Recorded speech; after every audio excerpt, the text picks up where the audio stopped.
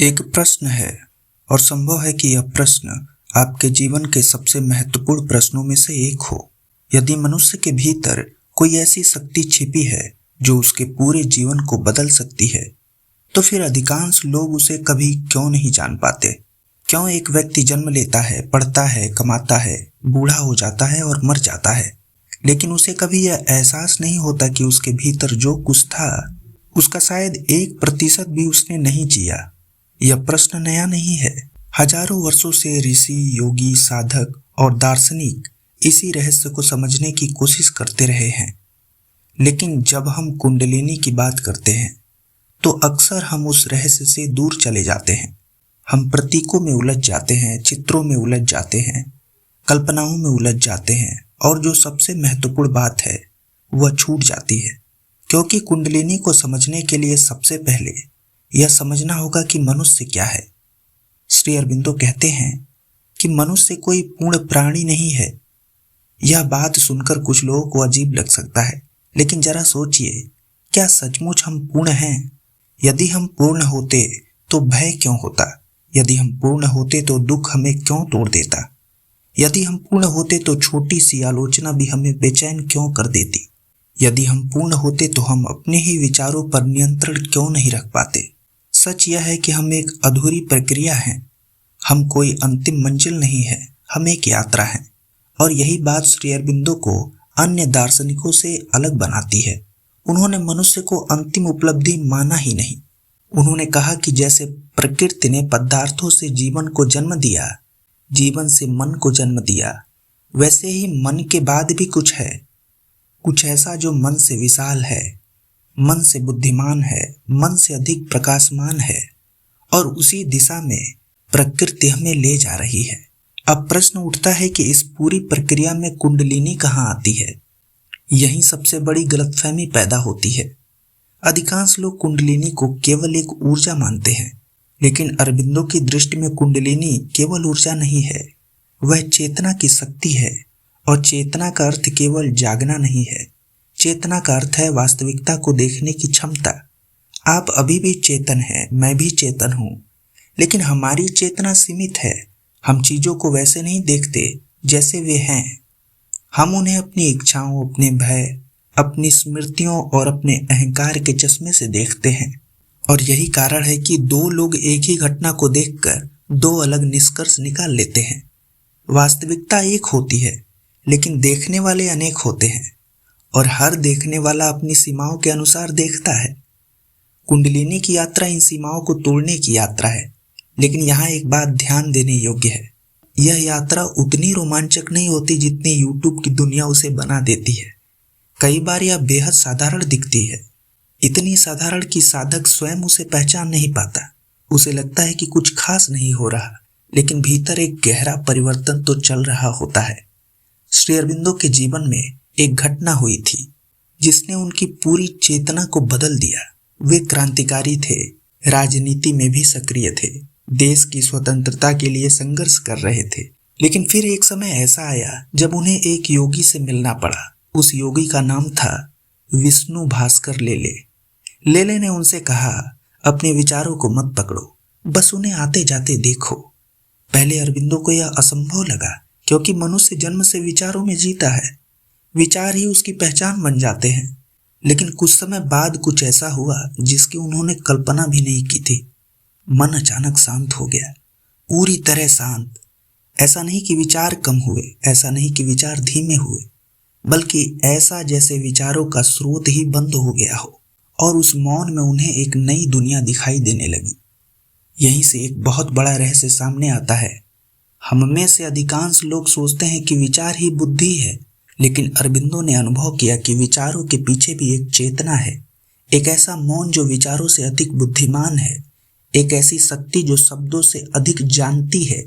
यहीं से अरबिंदो को समझने का एक नया द्वार खुलता है, क्योंकि जब तक मन का शोर चलता रहता है, भीतर की सूक्ष्म गतिविधियां दिखाई नहीं देती। ठीक वैसे ही जैसे तूफान समुद्र में कोई अपनी परछाई नहीं देख सकता।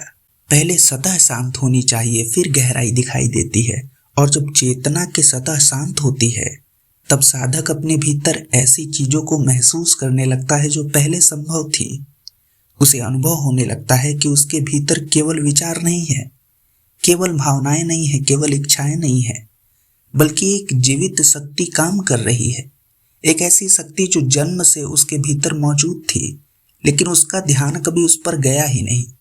यहीं से वास्तविक साधना शुरू होती है और यही वह जगह है जहां अधिकांश लोग वापस लौट जाते हैं, क्योंकि आगे का मार्ग रोमांचक कम और ईमानदार अधिक है।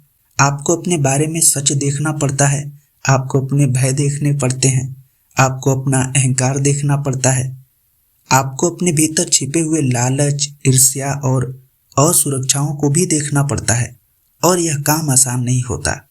लोग चक्रों के बारे में सुनना तो पसंद करते हैं, लेकिन अपने अहंकार को देखना पसंद नहीं करते। लोग दिव्य शक्तियों की बातें सुनना पसंद करते हैं, लेकिन अपनी कमजोरी स्वीकार करना पसंद नहीं करते। यहीं पर वास्तविक साधक और जिज्ञासु व्यक्ति अलग हो जाते हैं, क्योंकि वास्तविक साधक सत्य चाहता है, भले ही वह सत्य उसके बारे में कठोर क्यों ना हो। धीरे धीरे साधक एक और परिवर्तन महसूस करता है। उसे लगता है कि उसके भीतर एक साक्षी जन्म ले रहा है। पहले वह हर विचार में बह जाता था, अब वह विचारों को देख सकता है। पहले वह हर भावना में डूब जाता था, अब वह भावनाओं को देख सकता है। पहले क्रोध आता था तो वही क्रोध बन जाता था, अब क्रोध आता है और वह उसे देख सकता है। यही चेतना का पहला वास्तविक विस्तार शुरू होता है और यही वह बिंदु है जहां कुंडलिनी का कार्य अधिक स्पष्ट होने लगता है। लेकिन यहाँ भी एक गहरा भ्रम है। लोग सोचते हैं कि कुंडलिनी हमेशा नीचे से ऊपर उठती है। अरविंदो का अनुभव इससे कहीं अधिक व्यापक था। उन्होंने बार बार कहा कि कई बार शक्ति ऊपर से नीचे उतरती है। पहले शांति आती है, फिर प्रकाश आता है, फिर शक्ति उतरती है और उसके बाद चेतना का रूपांतरण शुरू होता है। यानी पूरी प्रक्रिया केवल ऊपर चढ़ने की नहीं है, बल्कि दिव्य चेतना को जीवन में उतारने की है। यही श्री अरविंदो का योग अद्वितीय बन जाता है, क्योंकि उनका लक्ष्य संसार छोड़ना नहीं था, उनका लक्ष्य संसार को बदलना था। उनका लक्ष्य ध्यान में खो जाना नहीं था, उनका लक्ष्य चेतना को जीवन के हर क्षेत्र में लाना था। और यही वह बिंदु है जहां कुंडलिनी केवल व्यक्तिगत अनुभव नहीं रहती, वह मानव विकास का हिस्सा बन जाती है।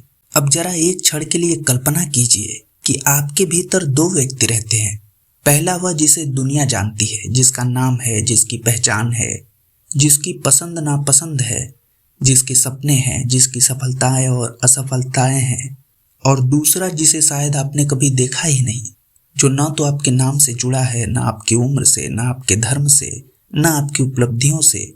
वह केवल देखता है, चुपचाप, बिना टिप्पणी किए, बिना निर्णय लिए, सिर्फ देखता है। श्री अरविंदो के अनुसार आध्यात्मिक यात्रा का सबसे महत्वपूर्ण क्षण वह नहीं जब कोई प्रकाश दिखाई दे, वह नहीं जब शरीर में कोई ऊर्जा महसूस हो, वह नहीं जब कोई असाधारण अनुभव घटे। सबसे महत्वपूर्ण क्षण वह है जब पहली बार मनुष्य अपने भीतर उस साक्षी को पहचान लेता है, क्योंकि उसी क्षण एक दरार पैदा होती है। पुराने व्यक्तित्व में एक दरार, अहंकार की दीवार में एक दरार, और उसी दरार से पहली बार प्रकाश भीतर प्रवेश करता है। अधिकांश लोग पूरी जिंदगी अपने विचारों को ही स्वयं समझते रहते हैं। यदि मन में भय आया तो वे कहते हैं मैं डरा हुआ हूँ, यदि क्रोध आया तो वे कहते हैं मैं क्रोधित हूँ, यदि दुख आया तो वे कहते हैं मैं दुखी हूँ। लेकिन साधना की एक अवस्था ऐसी आती है जब अचानक अनुभव होता है, भय है लेकिन मैं भय नहीं हूँ, क्रोध है लेकिन मैं क्रोध नहीं हूँ, दुख है लेकिन मैं दुख नहीं हूँ। यह सुनने में चाहे बहुत साधारण सा लगता हो, लेकिन जिसने इसे वास्तव में अनुभव किया है उसके लिए यह पूरी दुनिया बदल देने वाली घटना है, क्योंकि पहली बार उसे समझ आता है कि उसके भीतर जो कुछ भी चल रहा है वह सब उसका वास्तविक स्वरूप नहीं है। और यहीं से एक बहुत बड़ा संघर्ष शुरू होता है, क्योंकि जैसे जैसे चेतना जागती है वैसे वैसे भीतर छिपी हुई चीजें भी सामने आने लगती हैं। बहुत लोग सोचते हैं कि आध्यात्मिक मार्ग पर केवल शांति मिलती है, लेकिन वास्तविकता इससे कहीं अधिक गहरी है। शांति आने से पहले का अंधकार भी दिखाई देता है। वर्षों से दबाया गया भय, वर्षों से छिपाए गए घाव, वर्षों से संचित इच्छाएं, सब एक एक करके सतह पर आने लगते हैं। कई साधक इसी अवस्था को गलत समझ लेते हैं। उन्हें लगता है कि साधना करने के बाद वे पहले से अधिक बेचैन हो गए हैं, पहले से अधिक संघर्ष क्यों दिखाई देने लगे? लेकिन सच यह है कि संघर्ष पैदा नहीं हुए हैं, वे पहले से मौजूद थे, बस अब उन पर प्रकाश पड़ रहा है। एक अंधेरे कमरे में वर्षों से धूल जमा हो सकती है, लेकिन जब खिड़की खुलती है और सूर्य की किरण भीतर आती है तभी धूल दिखाई देती है। धूल सूर्य ने नहीं बनाई, सूर्य ने केवल उसे प्रकट किया। ठीक यही चेतना के साथ होता है और यहीं पर अधिकांश लोग वापस मुड़ जाते हैं, क्योंकि वे प्रकाश चाहते हैं, लेकिन प्रकाश जो दिखाएगा उसे देखने का साहस नहीं रखते। श्री अरबिंदो बार बार एक बात पर जोर देते हैं, आध्यात्मिकता वास्तविकता से भागना नहीं है, वास्तविकता का सामना करना है। यदि आपके भीतर क्रोध है तो उसे पहचानना होगा, यदि आपके भीतर अहंकार है तो उसे पहचानना होगा, यदि आपके भीतर भय है तो उसे पहचानना होगा, क्योंकि जिसे देखा ही नहीं गया उसे बदला नहीं जा सकता, और जिसे स्वीकार नहीं किया गया वह भीतर छिपकर और शक्तिशाली हो जाता है। धीरे धीरे साधक अनुभव करने लगता है कि उसके भीतर एक नई शक्ति काम कर रही है, लेकिन यह शक्ति वैसी नहीं है जैसे फिल्मों में दिखाई जाती है। यह कोई विस्फोट नहीं है, यह कोई नाटकीय घटना नहीं है, यह एक धीमी आग की तरह है जो भीतर जलती रहती है और धीरे धीरे उस सब को जला देती है जो असत्य है। पुरानी आदतें टूटने लगती हैं, पुरानी प्रतिक्रियाएं कमजोर होने लगती हैं, जो बातें पहले बहुत बड़ी लगती थीं वे छोटी दिखाई देने लगती हैं, जो बातें पहले असहनीय लगती थीं वे अब उतनी प्रभावशाली नहीं रहती। और यह सब इतना धीरे धीरे होता है कि कई बार साधक स्वयं नहीं समझ पाता कि उसके भीतर कितना परिवर्तन हो चुका है। फिर एक दिन अचानक वह पीछे मुड़कर देखता है और उसे लगता है कि मैं वही व्यक्ति नहीं हूँ जो 5 वर्ष पहले था। शरीर वही है, चेहरा वही है, नाम वही है, लेकिन भीतर कोई और जन्म ले चुका है। यही वास्तविक परिवर्तन है, यही वास्तविक जागरण है। और यहीं एक और रहस्य सामने आता है। मनुष्य का अधिकांश जीवन प्रतिक्रिया में बीतता है। कोई कुछ कहता है, हम प्रतिक्रिया देते हैं। कोई हमारा अपमान करता है, हम प्रतिक्रिया देते हैं। कोई हमारी प्रशंसा करता है तो हम प्रतिक्रिया देते हैं।